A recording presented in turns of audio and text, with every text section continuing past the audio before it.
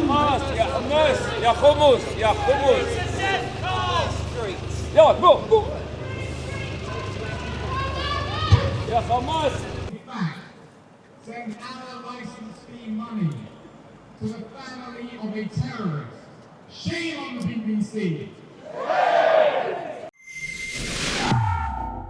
Hi everyone, Sammy Woodhouse at Rebel News here. Well, Gideon Falter, the Chief Executive of Campaign Against Anti-Semitism, has held a protest outside the BBC in London, which saw around 100 people attend. Now, they're calling for the licence fee to be suspended pending an independent investigation. Before the event, Gideon posted, "The BBC has admitted handing your licence fee to the family of a Hamas terrorist. That money came from the 400,000 of the money that BBC executives paid for a long-form propaganda film as part of its biased brainwashing output. A national treasure has become a national embarrassment." Well, I headed down to the BBC officers to find out exactly what the people had to say. Tell me what brings you to the protest today.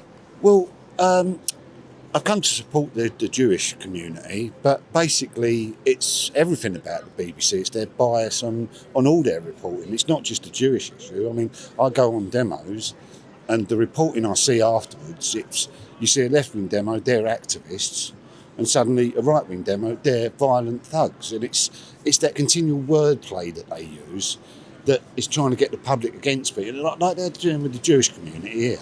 Today I've come to demonstrate against the BBC for the way they're reporting the Israel-Palestine conflict.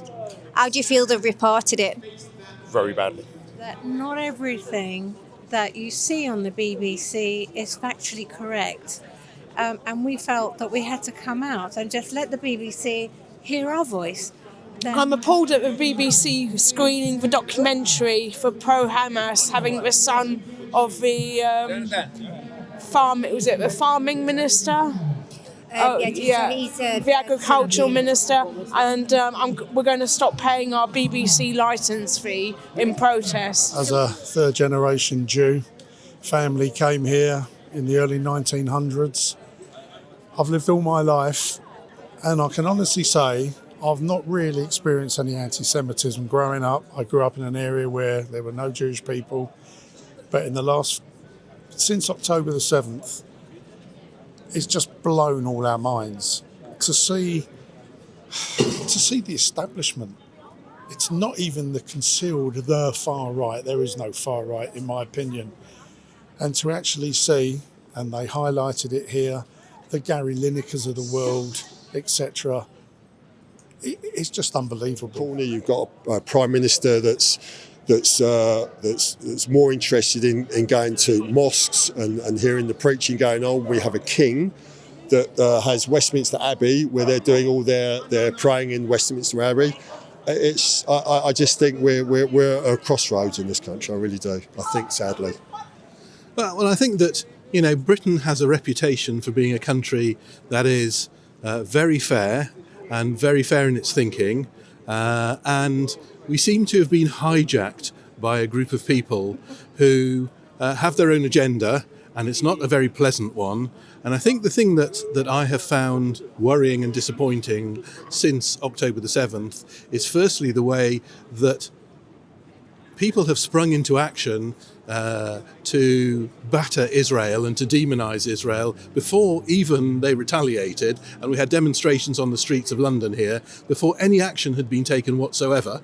And on a Saturday in London, it's become almost a complete no-go area because of the protests that have been going on. I think with what's been brought up in the last couple of weeks with an amazing chap, David Collier, who's an independent chap who's fought to bring this information out about the money that's been imposed by us to spend to help the BBC fund Hamas, and where it's our money, and I feel the need that to pay the licence fee is going to terrorist organisations. So for me, it's a must to tell people this needs to stop. I'm old enough to remember when the IRA were bombing London, And some of the reporting the BBC done, you know, they was calling them rebels. In fact, they're not rebels, they're terrorists. Feel safe as a Jewish woman walking the streets? I know we've had many protests and things. I used to. These days, I have to admit to a little bit of fear, only because I'm surrounded by the constant notes of dislike for Jews. I don't want to say anything stronger than that, but it feels a little bit frightening that the country I was brought up in and where I've brought up my kids safely and happily is now feeling a little bit, well, scary. Why do you think the BBC's done it? Because they're racist and Is it that's what it is? anti-Semitic. Yeah, 100%. Yeah. If a real news channel will just report the facts on the ground Like Rebel News. in any conflict with any subject, like Rebel News and many other GB News, etc. Just report the facts. Why they got a different agenda when it comes to Israel than when it comes to the UK? It just shouldn't be like that. And I refuse to listen to any media outlets. That includes Sky TV, Channel 4. All of them are resigned for not spelling out the truth. But I think now is the time for the silent majority to start shouting up about what they see is fair and what isn't fair. And hopefully they will conclude that what's going on at the moment, particularly with reference to our national broadcaster, is not how it should be. And that will spark a wave of people actually trying to consider the issues at hand rather than just take for granted the headlines. Do you think this is an attack on the Jewish people? I think the BBC has always had an anti-Semitic, an anti-Semitic feeling towards anything. Yes, I think. Is it a direct attack? Well, shamefully, there are probably Jewish people working for the BBC, but I find that within that, you've got people like Gary Lineker, who's a big personality within the BBC, speaking out for hatred of Jews, as I consider it. He's speaking out for, he wants terrorism to be broadcast. And an awful lot of what's being driven at the moment seems to be coming from the left, but that isn't to say that there aren't people across the board who have the same kind of thoughts. I think it's disappointing that we have a government that isn't prepared to stand up and take action, unlike some of the other governments that seem to be coming to a conclusion that actually what's going on at the moment is not an acceptable situation, and the way that, for instance, the hostages who are being held in Gaza, aren't being supported.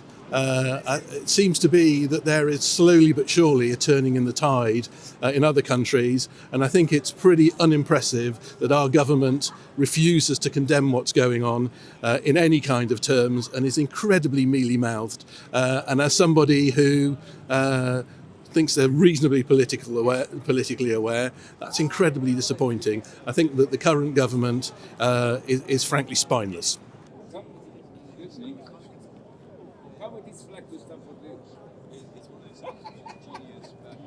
If you could send one message to the BBC, what would it be? What would be the message to the BBC? You have put my life and the lives of every Jew at risk by your horrendous, disgusting reporting. If there's one message you can send to the spineless government, what would it be? I think it's about time you looked at yourselves in the mirror and thought, am I doing what is right and proper, or am I doing what I think is the line of least resistance? And I think that goes not just for the government, but sadly, the institution that used to be the great Metropolitan Police, because we've been sadly let down by them as well. And the kind of two-tier standards of policing that we have are incredibly disappointing. That's why, when my friend here says she doesn't feel safe anymore, why should that be? Everybody in the UK has a right to feel safe, and if our police aren't implementing that, then shame on them.